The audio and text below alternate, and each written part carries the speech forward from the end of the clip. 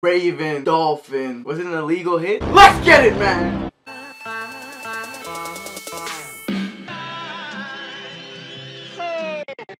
What's up with you guys? It's your boy ODJ back with another reaction video. Now today we're going to be reacting to the Thursday night football game. The Ravens versus the Dolphins. And I'm pretty sure, I think it was like a 40-point shutout. And a lot of controversy out of today's game because of the illegal hit by KIKO Alonso that a lot of people are calling illegal. But it was a kind of a bang-bang 50-50 play. Some people are saying it's not a bang-bang 50-50 play. I'm not 100% sure if the NFL is going to put in the highlights, but let's just see if they're going to do it. Let's just jump into this shit right now, my guys. 28 yards in that comeback win last Sunday, and the Jay Ajayi on the first play, he's in his feet. That's the longest run I've seen of Jay Ajayi this year, this whole year. And I think I reacted to like 3 or 4 Dolphins games. This is the longest game all year. There you go. He just did it too. Ooh, passed out of the backfield. Okay.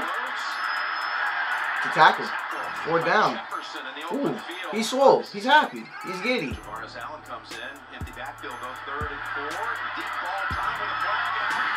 Good ball placement. That's Jeremy Macklin. And that.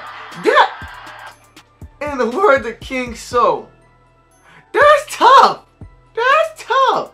If you guys saw, they're going to break down the route combination here. But literally they had 2 screens. They had him run a seam route and kind of bend it to the outside a little bit. And, I mean, that was just good ball placement and nice running by Jeremy Macklin getting open.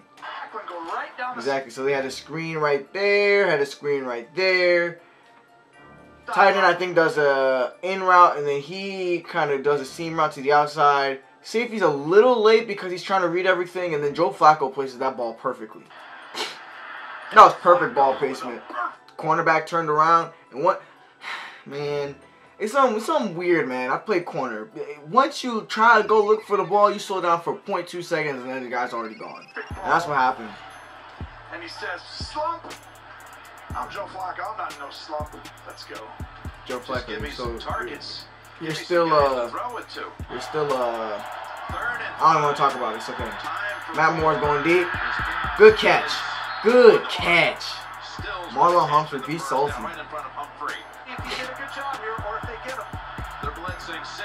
Oh, it's a sack. Fierceness. The fierceness. The blitz was real, bro. The blitz was really real. Let's see who came up. Let's see, man. They had all the linebackers walking and shit. Ooh, what? This guy just blitzed right up the middle. Let's see what he did.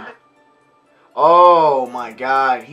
See, that's the thing. And when you are rushing the passer, timing is very, very key to have a clean rush right in front of the quarterback. Now, of course, they still had the running back there to pick up the blitz.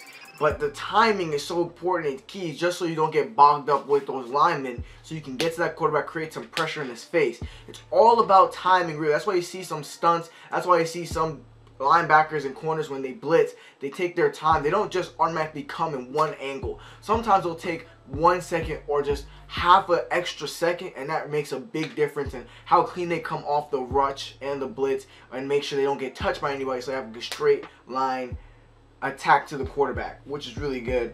This guy did a really good job, number 41, because he had a clean, because he waited just a half a second and then automatically just blitz in there. He was able to not get touched by the center, which I think is Pouncey, and then the running back had to pick him up. But obviously, somebody running downhill like that, not being picked up at all with all that speed, he got blown back, bow, and then easy sack.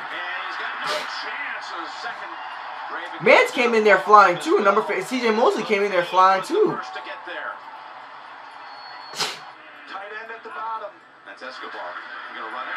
Ooh, right up the middle. Ooh. Now let's not forget, Alex Collins was a mean running back at Arkansas. Let's not forget this. Let's not. Is that Justin Tucker? Damn. That was probably one of the most filthiest kicks I've ever seen in the NFL. Ooh. Ooh, sidestep the whole hole. Okay, bounce to the outside. Break some tackles. He's big swole. He's big swole. Yo, I think I heard, bruh. He picked mans up with his helmets. He said, meet me at the ball game. That's what he said. Look at look at this. He goes in to make a wrap tackle. My man's just, and then my man just goes flying. Bruh. That's some good hard running. Alex Collins is a real one, bro.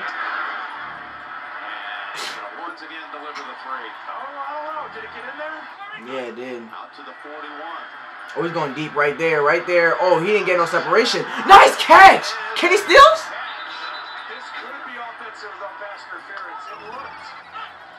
It counted. Play action pass. Going deep again. Nice protection. That wasn't a good ball placement, bro. Kenny Stills could have gotten that if he placed the head ass. Kenny Stills could have gotten that shit. Ooh. The flag got hit. Ooh, footwork. Ooh, speed work. Ooh, juke move. Alex Collins is moving, bro. So I did see this shit on ESPN. If y'all didn't know, Alex Collins actually did Irish dancing classes. Now, that's something similar to what Rashard Mendenhall did. If y'all remember Rashard Mendenhall, he was a running back for the Pittsburgh Steelers.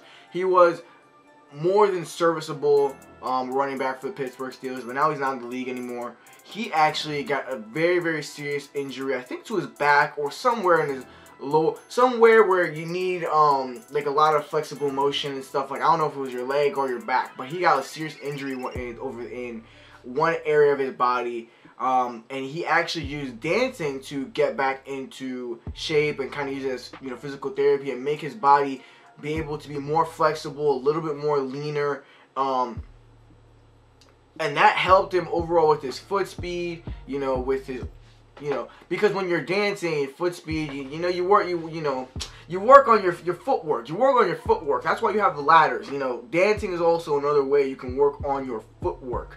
So I think Alex Collins did that very similar, and I think it helped him because he is a bigger running back. He looks like he's like between that 235 to like 220 size type of running back. So foot speed and footwork is a very important thing for him that he needs to work on. I think the Irish dancing did help him. I mean, you see him here. He is, you know, cutting in and out. He is, you know, lifting his feet up and has the ability to cut at any single moment, which is good. We've already seen that a couple plays already, so let's just jump back into the game. Former Cowboy tight end just signed a couple of days ago. Oh, this is the dangerous one. This is the dangerous one. Wow!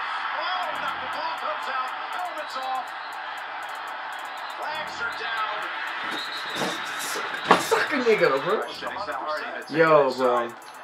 I watched that this morning, and like, I've never seen an NFL, like, that was the first time in my life I've seen an NFL, like, not like, cause of course you see, like, you like hear sound bites and like you see players walking up and down the sidelines, like not making sense and stuff, or they have their helmets on and shit, but I've never seen an NFL player get hit like that so hard, cause he went like, the second he got hit, he was like you ever see a movie when somebody, or like a TV show or a cartoon show, when somebody like hits them on the head and they put their hand up and they try to like say some dumb shit? Like, that's literally what Joe Flacco. Let me see if they give us a replay here. Ryan Mallett is his backup.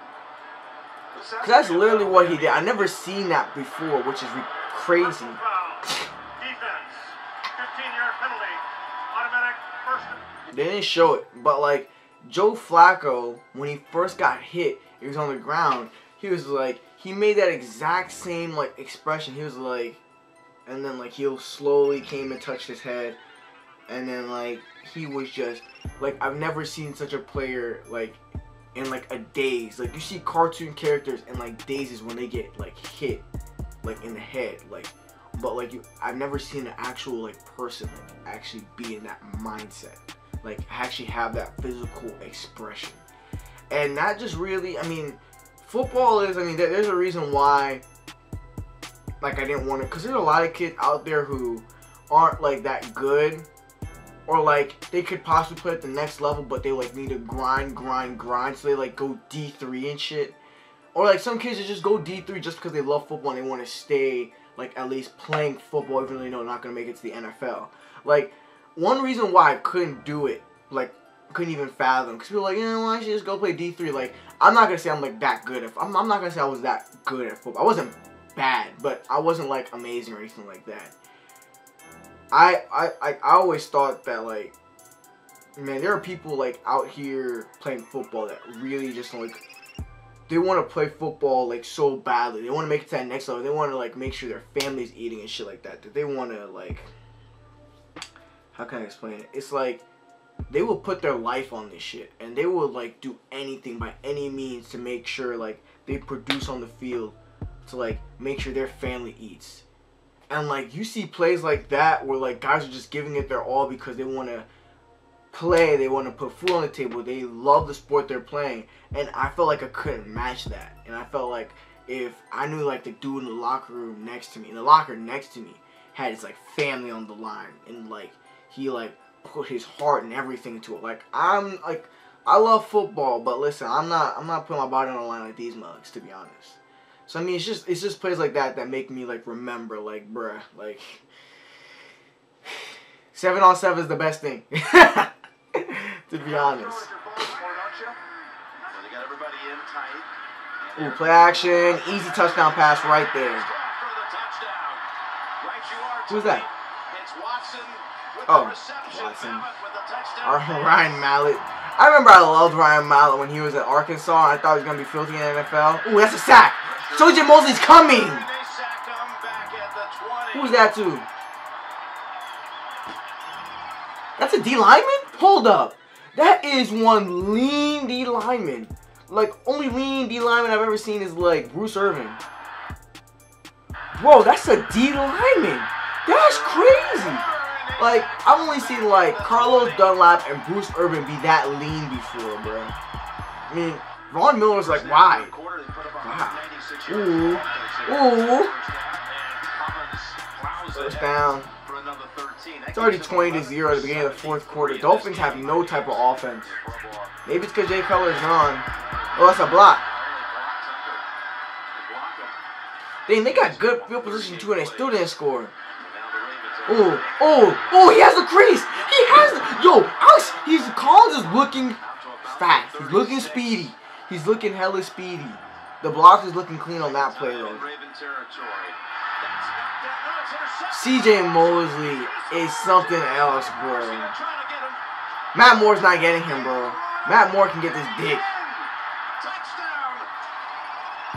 Yo, CJ Mosley, bro. When they say he was here to replace Ray Lewis, he's not Ray Lewis, but he is an amazing player. He is an all-pro player. Alabama, he blitzes, he sees the pass, and he deflects it, but like he doesn't deflect it all the way, and he catches it.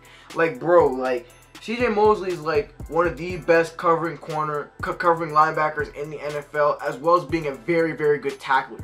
He's not Ray Lewis, but like as like a player, he could. I mean, I don't think there can be any linebacker, to be honest, anymore that reaches that Ray Lewis status. Like the closest one could have possibly been Luke Kuechly, or Patrick Willis, but you know, Luke Kuechly might be out this year, might be out of football by next year or the year after because of all the concussions. JJ Watt's not even a linebacker. I mean, Patrick Willis already retired. Like, there's no other linebacker that really meets that, you know, platform for me. I mean, CJ Mosley is like possibly the next one, but like I don't think any linebacker is gonna reach that type of stats that Ray Lewis did. But he might be the best linebacker in the NFL when you think about it. He's really good at tackling. He's really good at corner covering. He has a ton of interceptions in his career, and he's a tackling machine too. He's amazing. He really is. He has a football sense that is something else. Just engulf that football. I mean, that Alabama tree, man. CJ Mosley, Donta Hightower, Reuben Foster. I mean, just like, it's crazy, bro. It'd be pretty accurate if it was a Miami Dolphin. And Pylon can. Bro, give him the touchdown. Yeah, Get out of here. He's over the top of the body there. I like the color rushes for the Ravens. I really do. Still got 12 minutes to go. Ooh, Terrell Suggs is coming for you. Terrell Suggs is coming for you. They're all coming for you. I see my red Terrell Suggs from a distance. And they'll take over. Yeah, that's game 26. Three receivers to the left. It's a touchdown.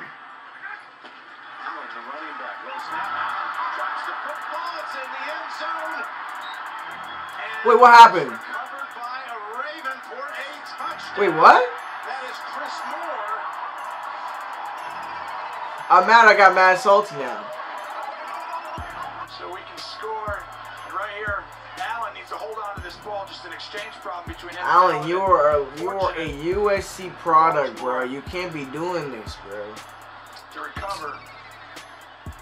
Look at Chris Moore, though, on the spot. He comes up with a big play. How many? Nice. I mean, that was a fluke ass touchdown. I'm not even gonna say nothing. That football. Oh, what the fuck? What? Hey, my bad, fellas and gals. The guy trying to rip the games, and they're coming together. 33-0, another interception. I'm just guessing. Never mind. Jarvis Landry, filthy. Yo, him and AJ Green have to leave their teams, bro, if they want to make it to the playoffs or win a Super Bowl. Simple. Oof. Jimmy Smith. Wow. Wow. What, was it a hitch route? He picked the mess out of it. Standing. Oh, God. That's the best coverage. That is like my most favorite coverage to play. Standing, man. Don't move unless you see a route coming underneath. Let me see the second he broke on it. Because I bet you the second he starts chopping his feet, he runs. Also, he can see the quarterback right here too. He does not move. He just looks at the quarterback. Quarterback's already launching. Now in high school, once a quarterback already launches, like just automatically like go after the ball. Because like high school quarterbacks aren't that really good at moving their eyes off of one player to another, reading the whole progression. They usually have one or two targets, and then they go after that or they run. In college and in NFL level, you kind of have to be a little wary because they can read off the safeties, read off the corners, and go through a whole progression as well as pump fake a lot more. So, I mean, at the NFL level, it's you got to be more careful. But the second he started winding up, Jimmy Smith, like, look at this, man. This is the best coverage for any corner to play. Watch.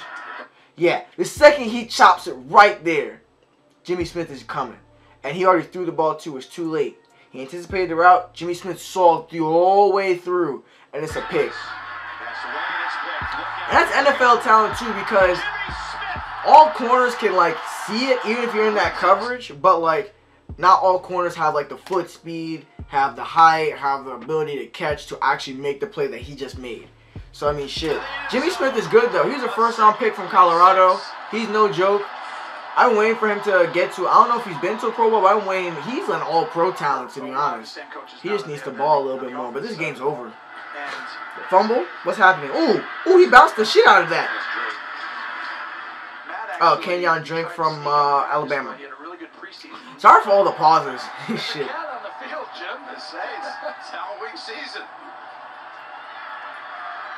Ooh. You're a bitch, bro. It's intentional grounding. Throw that shit. Hold on. That's what I want to see. That's a small-ass cat. I'm mad everybody's just chilling.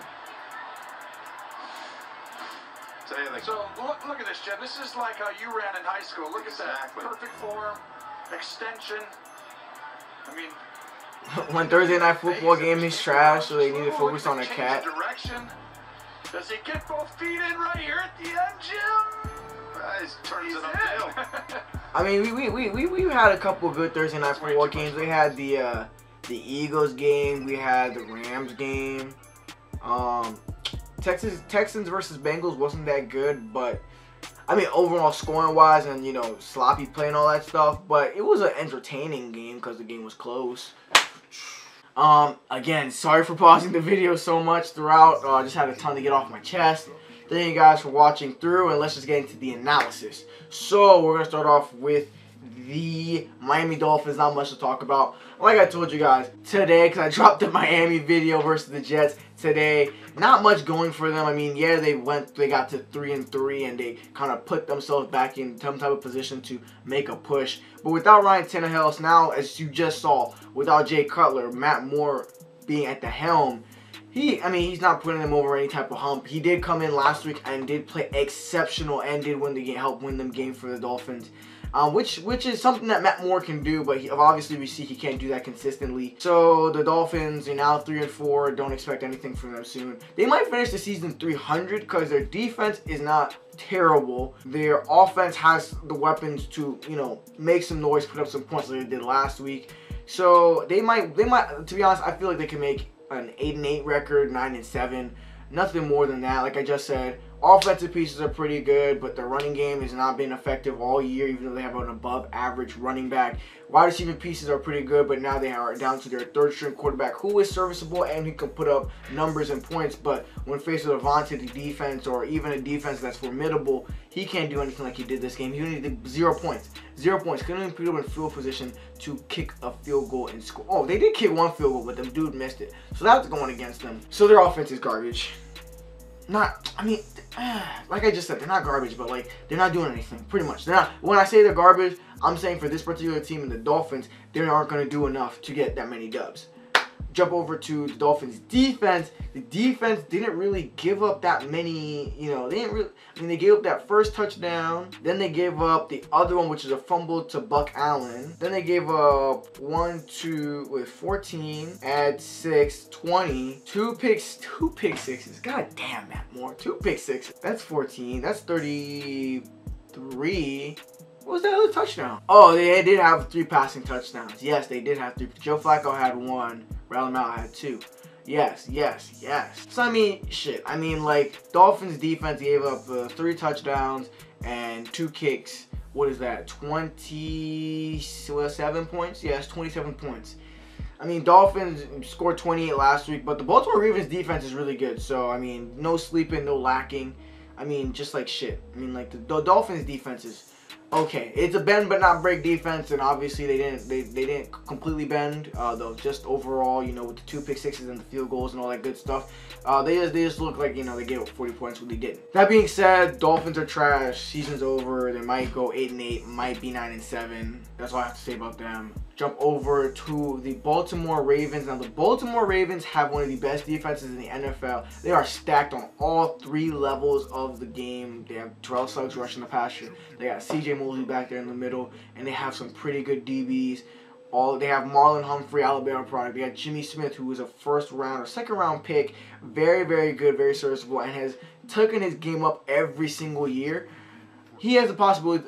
He can become a Pro Bowl corner. I think that he could possibly become an All-Pro corner one day. He has the length, he has the speed, he has the technique, all of that. He just needs to put it all together like he's showing this year. So, Baltimore's defense is loaded top to bottom, and they can lead them to some victories. That's all I have to say about their defense. They shut them out. What else can you say? 2 pick sixes, showed off all of their talent that they had on defense. I just explained. Now we have to go to their offense, which has been wishy-washy all year because of the running backs being in and out, them playing good defenses, and also when it comes to the quarterback play. Now, Ryan Mallett has been completely garbage all the way up until this game when they completely, destroyed the Dolphins. Ryan Mallett's obviously not the answer. They were talking about him being so bad that them not bringing in Colin Kaepernick obviously showed that they didn't care about winning. So that means that Ryan Mallett obviously has to be garbage. Now, I did have high hopes for him coming out of Arkansas and him going to the Patriots, him slinging the ball over the field in Arkansas. I had a lot of, faith that he was going to be the next coming for Tom Brady. And now we're on to Jimmy Garoppolo. We passed through a shit ton of quarterbacks. We passed through the Oklahoma State quarterback. I forgot that dude's name when he was with Des Bryant. We passed through Ryan Mallett. We passed through Brian Hoyer. We passed through Matt Castle. We passed through a whole lot of motherfuckers. But now we're here to Jimmy Garoppolo. So that's all I have to say about that. Their offense is led now by Ryan Mallett. We don't know when Joe Flacco is coming back, and I honestly hope that Joe Flacco does not come back next week or within the next 2 weeks. I hope he comes back next month just for the sole purpose of his health, because like I said, I explained everything I had to say about his hit and injury when it happened. I didn't say too much about the hit because, you know, I was watching Undisputed today and Shannon Sharp was like, you know, he should have flown over. He should have flown over. It was illegal. I mean, like I was explaining, bro, when you have, you know, your family's lives on the line, you want to play as hard as you possibly can. And Joe Flacco literally took he literally, like, just began to take those 2 steps, and then, like, literally he, like, went down, like, through, like, 12%, and then, man, you know what I'm saying? So, it's, in my opinion, it's a bang-bang play. Other people might not think so, but I just don't want to see Joe Flacco come out there like Davante Adams did after he got completely destroyed. Yes, Davante Adams had a really big game, but you have to understand that, like, that, like, shit actually, like, fucks up, like, your life, bro. Like, this shit actually, like, fucks up your life. Like, it's amazing to see a guy come out, like Davante Adams come out the week after he looked like he was in really, really bad shape, had a mouthpiece completely flown out of his mouth on a hit. And he had an amazing game, but, like, that's just, like, that's just, like, when you're a football player since you're the age of, like, 6 or 7, it's, like, and you're, like, now in, like, the NFL 28, like, you're 27, 26, like, doing all those years in football, it's kind of, like, second nature just to, like, do that shit. But, like, you have to understand that, like, Davante Adams, like, probably throughout that whole week, like, was just, his whole mind was just fucking with him. And that same thing's gonna be happening with Joe Flacco, even worse probably. So I'm really sad. It's just seeing that shit, like, it just, like, it doesn't make me, like, not want to play, it doesn't make me, like, not want to watch football, but, like, I'm sad that it makes me, like, relieved to know that I didn't go, like, to that next level if I possibly even could have. With all that being said, their offense is wishy-washy at best, led by a really, really good defense for the Baltimore Ravens. And obviously, as Ryan Mallett is a quarterback and they play good defenses, they're going to have to rely on their defense heavily to get dubs. That's all I have to say about that. Tell me guys down below if you guys think that the Baltimore Ravens can make a push in the AFC North and make the playoffs. Tell me down below what you guys thought of the hit, if KIKO Alonso's hit was legal or not legal. And I'll catch you guys in my next video. Please thank you guys for watching, subscribing, liking, and you know, just subscribing again, commenting down below. We've been going back and forth in the comment sections really well. Subscriptions have been going up really well. We've gotten like 100, 200. I literally went from like 470 to like 600 in like 3 days. And I like never thought that was fucking possible in like 3 months, 4 months. So thank you guys. We're going to hit 1K before December. We're going to hit 1K in probably like the end of November. Or maybe the end of October. Let's see what we can do. But thank you guys for watching. I'll catch you guys in my next video. Deuce.